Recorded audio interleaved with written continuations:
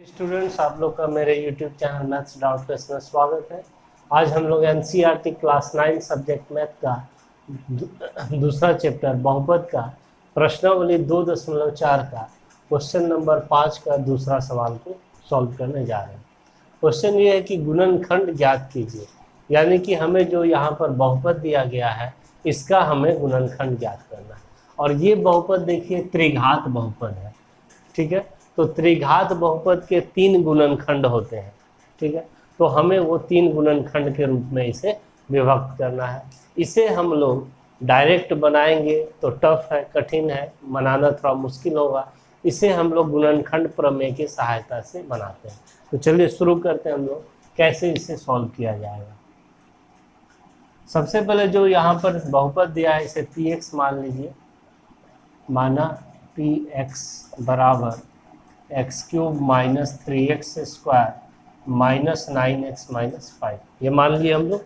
अब हमारा काम क्या है, देखिए यहाँ पर जो सबसे लास्ट में चलेंगे और जो संख्या हमें दिख रही है, क्या दिख रही है, -5, इसका क्या क्या गुणनखंड हो सकता है उसे हम लोग सबसे पहले लिख लेते हैं। तो -5 का गुणनखंड क्या क्या होगा, 5 किससे किससे विभाजित है, सिर्फ 1 से और स्वयं से, क्योंकि 5 एक अभाज्य संख्या है। तो 5 का गुणनखंड क्या क्या मिलेगा, +-1 और +-5। ये चिन्ह हम लोग प्लस माइनस दोनों लगाते हैं। इसका मतलब होता है +-1 का मतलब होता है 1 भी और -1 भी।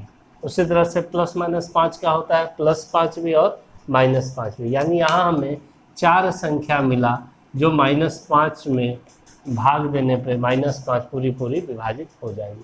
तो यही सब इसका क्या कहलाया, गुणनखंड कहलाया।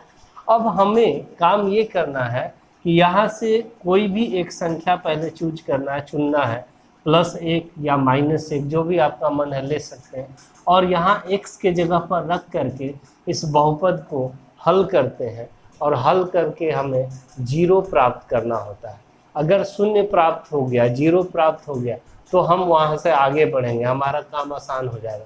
और 0 नहीं आया तो फिर हम दूसरा कोई संख्या फिर रखेंगे। मान लीजिए 1 रखेंगे, 0 नहीं आया, फिर तब -1 रख के 0 लाएंगे, देखेंगे कि 0 आ रहा है कि नहीं।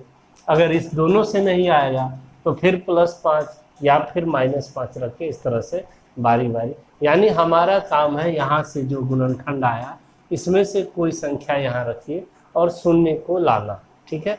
तो क्या रखा जाए, +1 रखा जाए या -1 रखा जाए, ये हमें भी नहीं पता, किसी को भी नहीं पता रहेगा जब तक हम लोग हल न करें। तो इसे आप लोग चेक कर सकते हैं रफ में कि क्या रखने से आ रहा है, तब सवाल में यहाँ बना सकते हैं। तो हम यहाँ पर अभी -1 इस बार रखने जा रहे हैं और P(-1) निकाल के देखते हैं कि क्या आ रहा है, 0 आ रहा है कि नहीं। नहीं आएगा तो 1 रख के देखेंगे, उससे भी नहीं आएगा तो 5 रख के देखेंगे। तो चलिए यहाँ पर जहाँ जहाँ x है वहाँ -1 रख रहे हैं। तो -1 का क्यूब, -3 × -1 का स्क्वायर, -9 × -1 -5। -1 को 3 बार गुना करेंगे तो -1 ही होगा। -1 को 2 बार करेंगे तो माइनस गुना माइनस +1, और +1 को -3 से करेंगे तो 3 गुना -1 -3 हो जाएगा।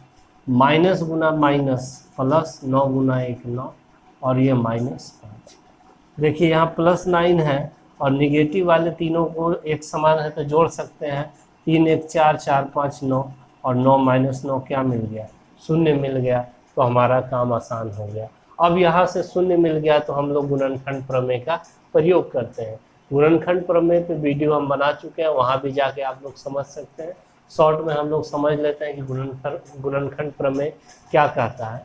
गुणनखंड प्रमेय कहता है px अगर कोई एक या एक से ज़्यादा घात वाला बहुपद है, ठीक है, और अगर हम लोग pa का मान निकालते हैं जहाँ एक कोई संख्या है वो 0 आ जाए, क्या आ जाए, 0 आ जाए, तो x में इस संख्या को घटा दिया जाता है। a में 0 आया तो a को घटा देंगे। x माइनस a, px का गुणनखंड कहलाता है। ये रूल होता है गुणनखंड प्रमेय में, ठीक है। तो जैसे कि हम लोग यहाँ पर देखिए कि p ऑफ -1 क्या आ गया है, 0 आ गया। तो हम लोग यहाँ से इसी तरह से अगर मिलाएं इससे प्रमेय से, तो प्रमेय कहता है कि pa अगर 0 है तो x में उस संख्या को घटा दीजिए, जो बहुपद रैखिक बहुपद मिला वो px का गुणनखंड कहलाएगा। तो उसी तरह से अगर यहाँ पर -1 रखने से 0 आ गया तो x में हम लोग -1 को घटा देंगे। x में -1 को घटाने का मतलब यही हुआ, और माइनस गुना माइनस प्लस यानी x + 1 प्राप्त हुआ, ठीक है। तो ये जो आया इसे हम लोग px मतलब ये सवाल को हम लोग px माने हैं क्योंकि उस पर रख के सॉल्व किए थे। तो हम लोग बोलेंगे कि x + 1 px का गुणनखंड है। x + 1 px का गुणनखंड है, ठीक है। ये हमें पता चल गया कि x + 1 px का इस सवाल का क्या है, गुणनखंड है। और अब हम लोग जानते हैं अगर कोई बहुपद किसी दूसरे बहुपद का गुणनखंड है तो उससे उस बहुपद में भाग देने पर शेषफल 0 प्राप्त होता है। यानी कि अब हम x + 1 से px में यानी इस सवाल में भाग देंगे तो हमें शेषफल 0 मिलेगा। तो अब हम लोग भाग देते हैं और तब आगे की प्रक्रिया में बढ़ते हैं गुणनखंड करने में। यहाँ तक आप लोग नोट कर लीजिए।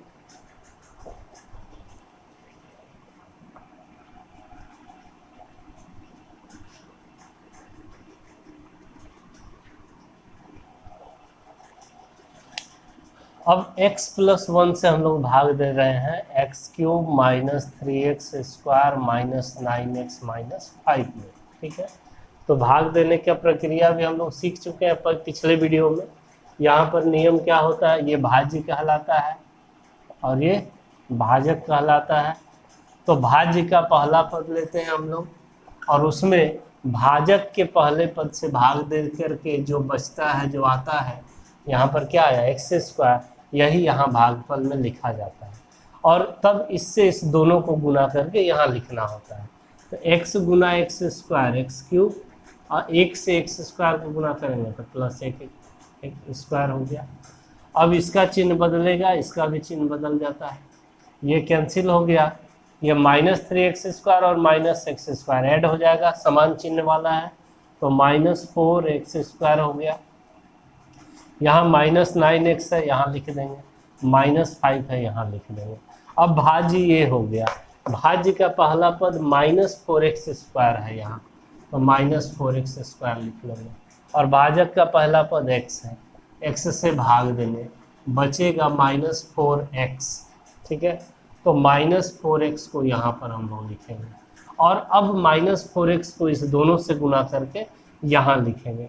x को गुना करेंगे -4x से तो प्लस गुना minus minus x × 4x 4x² हो जाएगा, फिर प्लस गुना माइनस माइनस 1 × 4x -4x हो जाएगा। ये चिन्ह भी बदल जाएगा, ये निगेटिव पॉजिटिव हो जाएगा, ये भी निगेटिव पॉजिटिव हो गया। ये निगेटिव और ये पॉजिटिव 4x² कैंसिल, -9x है +4x है, तो दोनों का चिन्ह डिफरेंट है तो घटाएंगे और जिसका चिन्ह जो बड़ा है उसका ही चिन्ह बच जाता है। तो 9x में 4x घट जाएगा तो 5x बचेगा और ऋणात्मक के साथ यानी निगेटिव चिन्ह के साथ बचेगा, क्योंकि इसका 9 ये संख्या बड़ी है और इसका चिन्ह क्या है, ऋणात्मक है, निगेटिव है, तो निगेटिव बचेगा। फिर यहाँ -5 बच गया। अब ये भाज्य हुआ, इस भाज्य का पहला पद है -5x 5x और भाजक का पहला पद x कट जाएगा तो बचेगा -5 यहाँ लिखेंगे, -5 से गुना करके यहाँ लिखेंगे, तो प्लस गुना माइनस माइनस x गुना 5x तो -5x, फिर प्लस गुना माइनस माइनस 1 गुना 5 तो -5 हो गया। ये भी हो गया प्लस, ये भी हो गया प्लस, ये दोनों कैंसिल हो, क्या आ गया, 0 आएगा। तो आएगा ही आएगा 0, क्योंकि x + 1 इसका क्या है, गुणनखंड है और गुणनखंड से हम किसी बहुपद में भाग देंगे तो शेषफल 0 आना तय है। अब यहाँ से तब हम लोग अब क्या लिखने वाले हैं, हम लोग लिखेंगे क्या, देखिए इसे मिटाते हैं इस लाइन को। अब हम लोग यहाँ पे लिखने वाले हैं, देखिए भाज्य बराबर भाजक गुना भागफल जोड़ शेषफल, ये नियम हम सबको पता है। तो वो नियम से हम लोग क्या लिख सकते हैं, ये भाज्य है x³ minus 3x² minus 9x minus 5, ये हो गया हमारा भाज्य। तो भाज्य बराबर भाजक, भाजक है x+1 गुना भागफल यानी x² माइनस 4x माइनस 5 और जोड़ शेषफल, शेषफल तो 0 है, उसे लिखने की ज़रूरत नहीं है। तो ये जो सवाल है देखिए, इसका दो गुणनखंड हम लोगों को पता चल गया, क्योंकि इतना ही बराबर ये दोनों है। तो एक गुणनखंड x+1 और एक गुणनखंड x² माइनस 4x माइनस 5। अब ये द्विघात बहुपद है, इसे भी हम लोग मध्य पद को विभक्त करके गुणनखंड कर सकते हैं। और जब इसको दो अलग अलग गुणनखंड के रूप में ज्ञात कर लेंगे तो तीनों गुणनखंड को एक साथ हम लोग लिख देंगे, वो हमारा आंसर हो जाएगा। तो अब हमारा अगला काम ये है कि ये जो द्विघात बहुपद आया इसका गुणनखंड करना है। यहाँ तक नोट कर लीजिए आप लोग।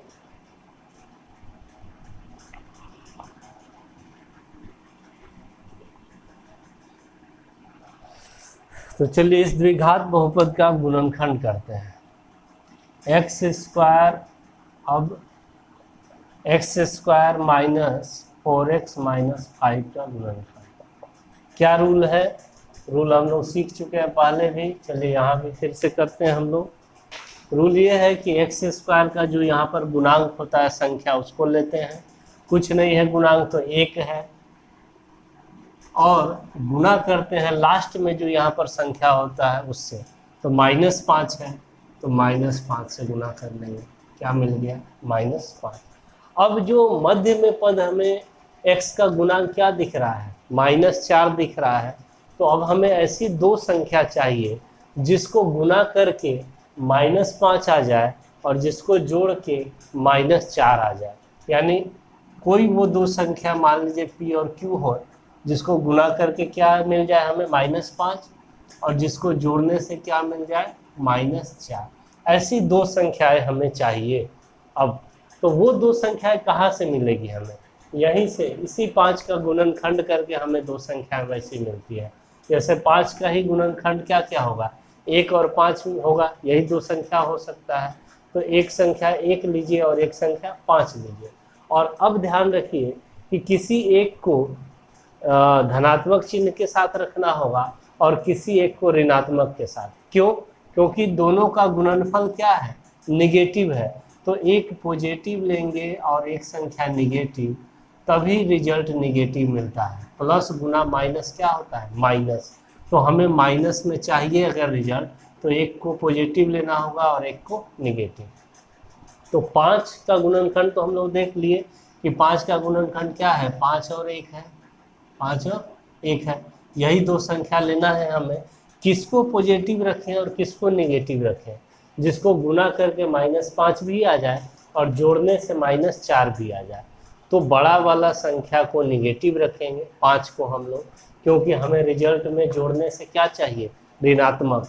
तो ऋणात्मक वाले अगर रिजल्ट चाहिए तो जो संख्या बड़ी होती है उसी का चिन्ह बचता है।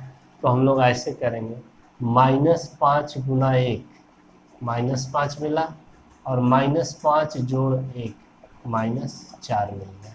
यानी p और q के जगह पर हमें दो संख्याएं मिल गई, एक संख्या -5 और दूसरी संख्या 1।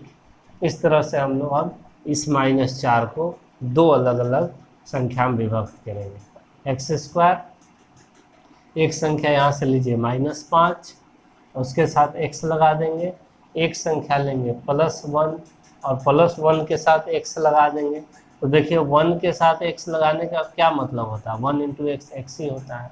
तो इसलिए हम लोग सीधा +x लिख लेंगे और फिर यहाँ पर -5 इसको लिख देंगे। अब ये दोनों को देखिए जोड़ के यही आएगा, -5x में एक x जुड़ के घट जाएगा और -4x बचेगा। अब ये दोनों और ये दोनों पद में कॉमन क्या है उसको लीजिए। इसमें कुछ कॉमन नहीं दिख रहा है, सिर्फ x दिख रहा है। क्या दिख रहा है, x, क्योंकि x² को हम लोग x गुना x लिख सकते हैं और 5x को 5 गुना x, तो दोनों में हमें क्या कॉमन दिख रहा है, x को कॉमन निकाल लेंगे। एक्स स्क्वायर से x निकल गया, क्या बचा, x बचा, और 5x से 5x से x बाहर चला गया, तो क्या बचा 5, चूँकि यहाँ नेगेटिव चिन्ह है तो नेगेटिव लगा के 5। यहाँ पर हमें यही चीज़ चाहिए होता है, x माइनस 5 ही चाहिए होता है हर हाल में। क्या कॉमन लेंगे कि x माइनस 5 बचेगा। इस दोनों में कुछ कॉमन नहीं है तो एक कॉमन है, हम लोग एक प्लस एक कॉमन ले सकते हैं। अब देखिए 1 into x x plus minus minus 1 into 5 5 हो गया।